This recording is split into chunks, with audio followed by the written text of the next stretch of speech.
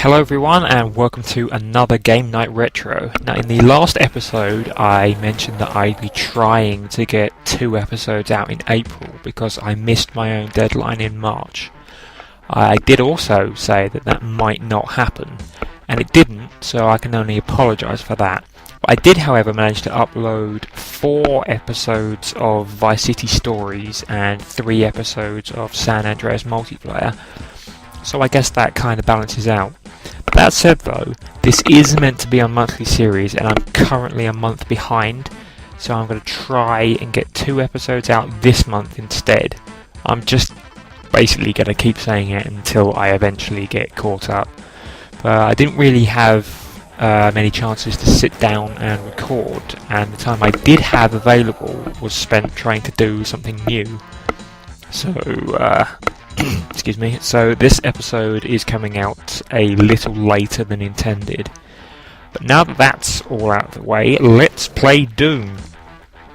Well, we're not actually playing Doom, we're playing something called Chocolate Doom, which is a source port of the original code for Doom to be compatible with modern systems, or something like that anyway.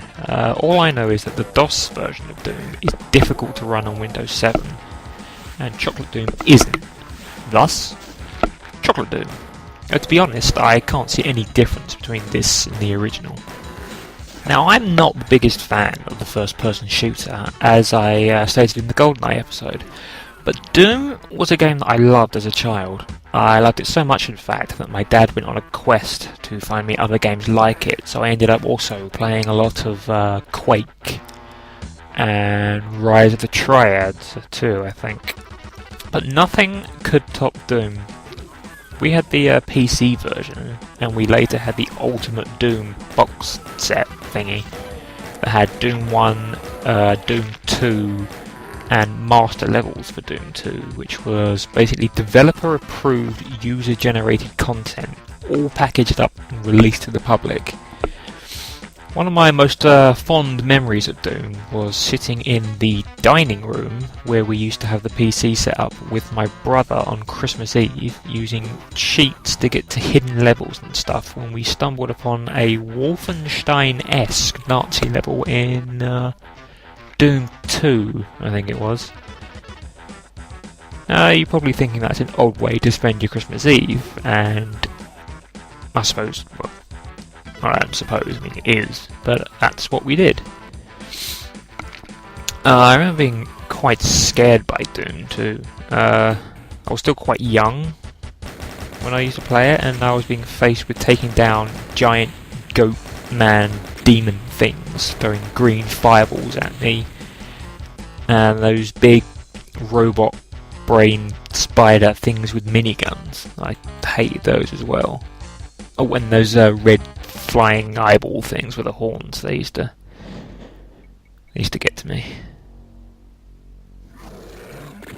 But I was always rather impressed by the effects in Doom. At the time, it was a very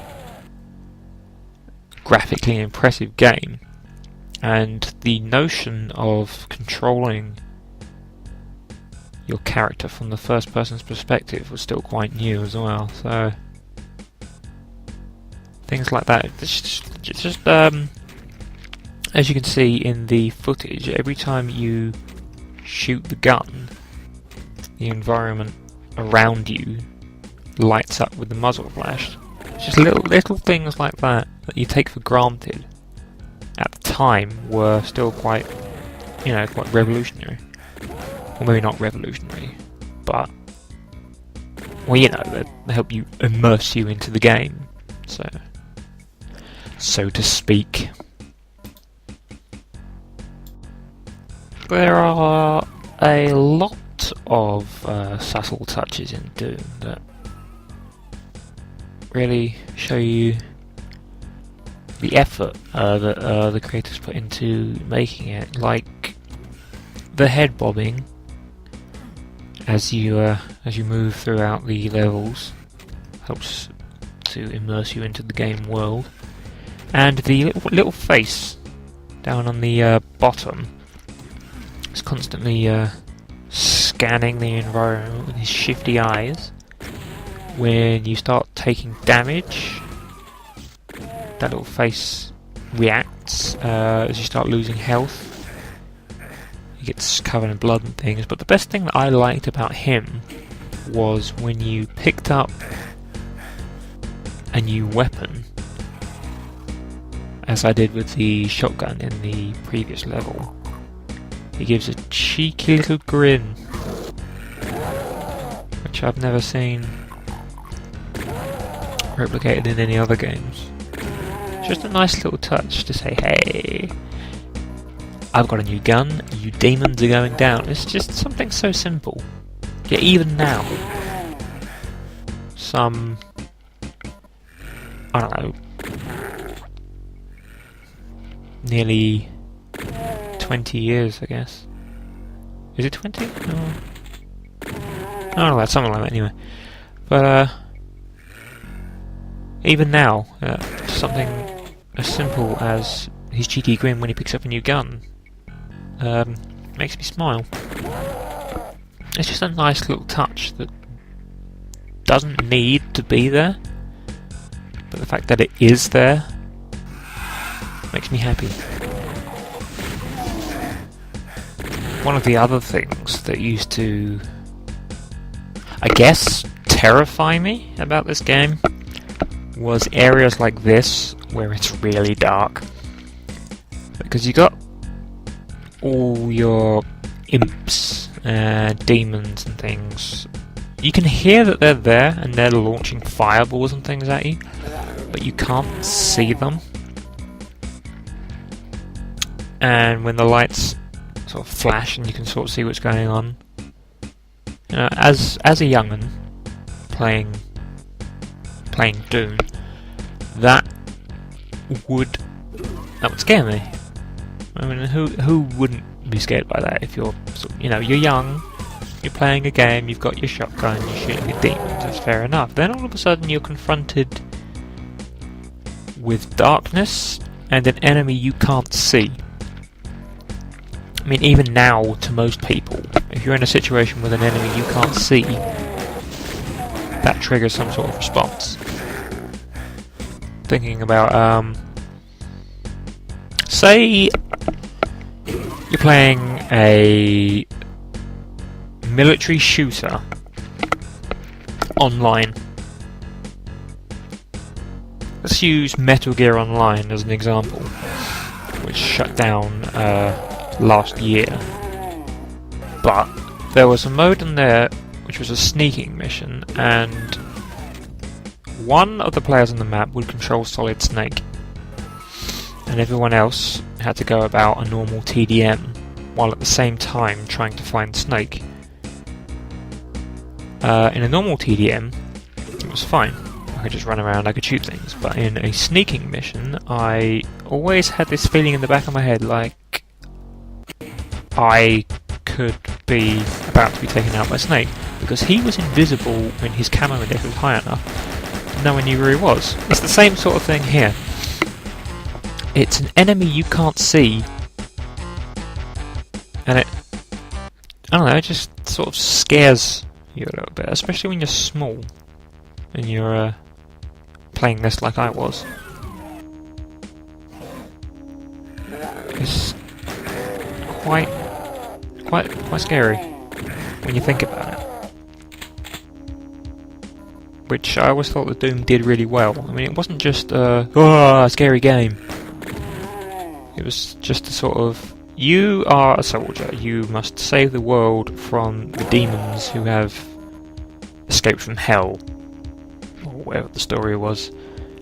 And it wasn't setting out to be like, say, Silent Hill, where everything is intentionally scary. It was just more sort of atmospheric kind of horror, rather than deliberately throwing scariness at you, if you see what I'm saying. It's a sort of setup that even now, I mean, Doom may not be up to